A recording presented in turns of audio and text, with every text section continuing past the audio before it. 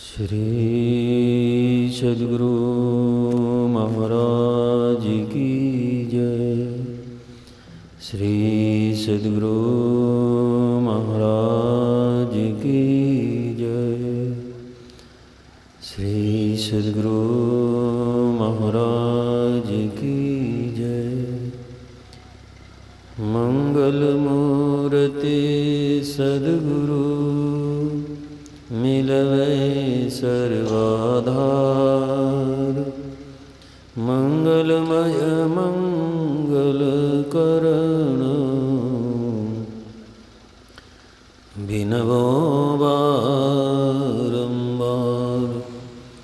ज्ञानयुदधि ज्ञान गण सद्गुरु शंकर रूप।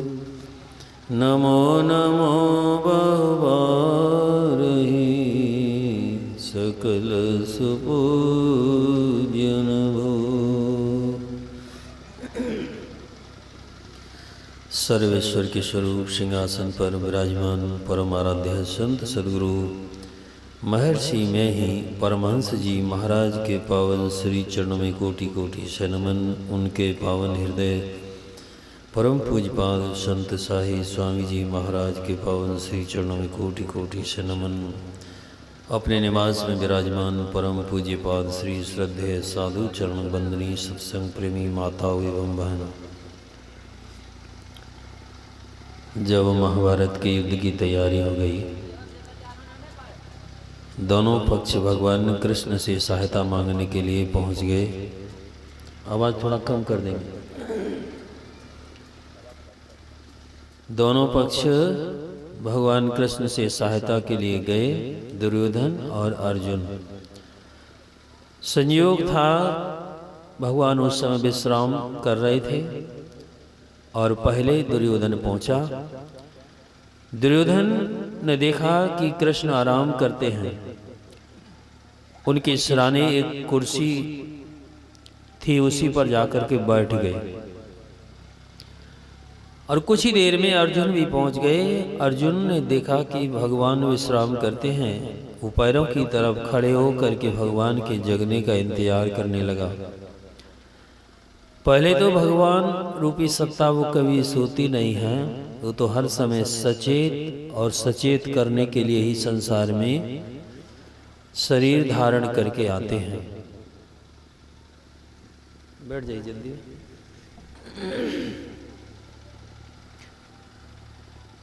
भगवान जगते हैं और जगने में सबसे पहले अर्जुन की ओर दृष्टि उनकी जाती है, क्योंकि पैरों की तरफ अर्जुन खड़े थे और पूछते हैं कि कहो अर्जुन, कैसे आना हुआ। बीच में ही अर्जुन कुछ बोलता, तब तक बीच में ही दुर्योधन बोला कि पहले कृष्ण मैं आया हूं। भगवान दुर्योधन की तरफ भी देखते हैं और कहते हैं कि आप भी आए हुए हैं, कहो कैसे आना हुआ। दुर्योधन कहता है कि आप तो जानते ही हैं कि हम लोगों के बीच में युद्ध की तैयारी हो गई है और हमारे आप संबंधी हैं।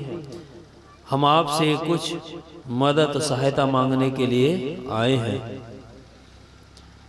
भगवान ने कहा कि ठीक है, मैं दोनों का ही मदद करूंगा, क्योंकि दोनों ही मेरे स्नेही हैं। लेकिन मैं मांगने का अवसर पहले अर्जुन को दूंगा, क्योंकि पहले मैंने उसको देखा है और वह छोटा भी है। और एक निर्णय में सुना देता हूं, एक तरफ मेरी सेना रहेगी और एक तरफ मैं स्वयं रहूंगा, और वह भी मैं युद्ध नहीं करूंगा। मेरी सेना युद्ध करेगी और मैं युद्ध नहीं करूंगा। और मांगने का मौका अर्जुन को दिया। अर्जुन ने कहा कि भगवान मैंने आपको लिया। दुर्योधन तो उछल गया कि ठीक है निर्णय, मुझको भी पसंद है, नारायणी सेना जिसको मिल जाए। और उस सेना को लेकर दुर्योधन चल दिया। तब भगवान कृष्ण ने पूछा, अर्जुन मैंने तुमको पहले मांगने का मौका दिया और तुमने क्या मांग लिया? मैंने बता दिया था कि मैं युद्ध नहीं करूंगा, फिर भी तुमने ये बात नहीं समझी। अर्जुन तो कहता है कि भगवान मैंने जो निर्णय लिया है वो सोच करके लिया है। ये प्रसंग पूज्यपाद बाबा साहिब स्वामी जी महाराज कहते थे और एक सार बताते थे कि जो अपने बागडोर अपने महापुरुषों के हाथ में दे देते हैं, और वही काम अर्जुन ने किया। लेकिन इस कहानी में एक और रहस्य, वो आप बाद में सुनेंगे। भगवान ने एक प्रसंग यहाँ पूरा हुआ और वही भगवान जब सारथी बन करके युद्ध के मैदान में पहुंच गए तो दोनों तरफ सेनाएं खड़ी हैं। अर्जुन ने कहा कि भगवान मेरे रथ को दोनों सेनाओं के बीच में ले चलिए ताकि मुझे ये पता लग जाए मुझको किन किन से युद्ध करना है। रथ बीच में पहुंचा, अर्जुन ने देखा कि चारों तरफ तो मेरे स्नेही संबंधी हैं और मोह जागृत हो गया। मैं जिनकी गोद में खेला हूँ, जिनसे मैं सब कुछ सीखा हूँ, आज मैं उन्हीं के ऊपर हथियार चलाऊंगा।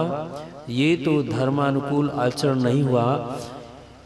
ऐसा राज में जीत करके भी पा लेता हूँ तो मेरे किसी मतलब का नहीं है। मैं भीख मांग कर खा सकता हूँ, लेकिन ये युद्ध अब नहीं करूंगा। भगवान उसको समझाते हैं कर्तव्य के प्रति तुम समझो, लेकिन जब नहीं समझा अर्जुन तो भगवान एक कृपा करते हैं और वो एक विराट रूप दिखाते हैं। विराट रूप में देखा कि सब आ रहे हैं, जा रहे हैं, मर रहे हैं, सब कुछ हो रहा है।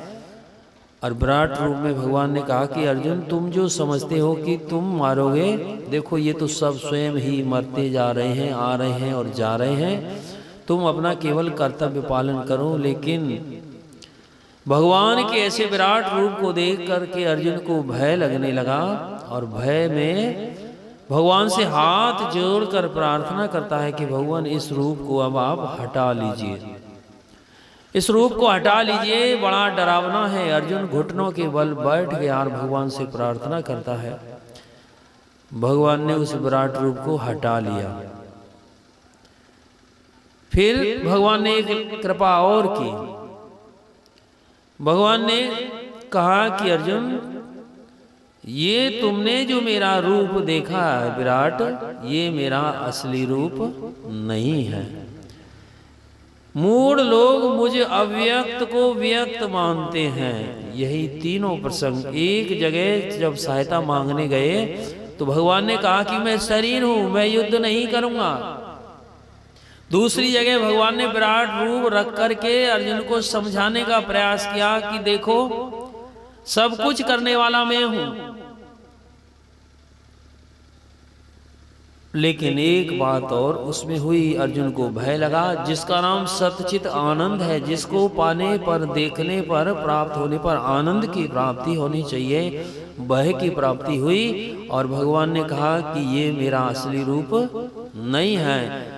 मूढ़ लोग मुझ अव्यक्त को व्यक्त मानते हैं। तो ये अव्यक्त और व्यक्त क्या है, गुरु महाराज इसी बात को पाठ के क्रम में आप लोग सुनते होंगे और गाते भी होंगे और कोई कोई विशेष चिंतन भी करते होंगे।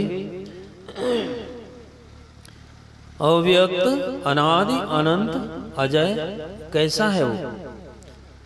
तो भगवान के शरीर की बात होती तो भगवान के शरीर की बात तो भगवान ने पूरी कर दी। यदि दिव्य रूप की बात होती तो भगवान ने वह भी पूरी कर दी। और उस पूरी को भी जाकर कह दिया कि ये सब पूरी नहीं थी, ये तो सब अधूरी थी। और वो अधूरी भगवान ने अव्यक्त पर ले जाकर के पूरी की। और भगवान ने कहा नासाग्र में ध्यान करो। यदि तुम मुझको देखना चाहते हो तो नासाग्र में देखो। कैसे देखो? इंद्रियों से परमात्मा का दर्शन नहीं होगा, क्योंकि इंद्रियां अपने आप में परमात्मा के ज्ञान को करने में सक्षम नहीं है, क्योंकि वह अव्यक्त है। और यही बात आपने अभी पाठ में सुनी कि बुद्धि रूपी, बुद्धि योग कीजिए तो पहले तो बुद्धि को समझना चाहिए कि बुद्धि क्या है। समय भाग जाएगा। तो बुद्धि को समझना है तो पहले बुद्धि को होश में लाना होगा। और बुद्धि होश में कैसे आती है? बिनु सत्संग विवेक न होई, राम कृपा बिनु सुलभ न सोई। बुद्धि योग अर्थात सत्संग, अपनी बुद्धि को उस बुद्धि के साथ जोड़ें जो परमात्मा के ज्ञान को समझ गई है, समझ करके विवेक जागृत हो गया है। तदनुकूल बुद्धि इच्छा लेकर के साधना की विधि जान लेते हैं और साधन करते हैं तो वो इंद्रियातीत परमात्मा को पा लेते हैं और तभी मोक्ष की प्राप्ति होती है। यही थोड़ा सा श्री सद्गुरु महाराज की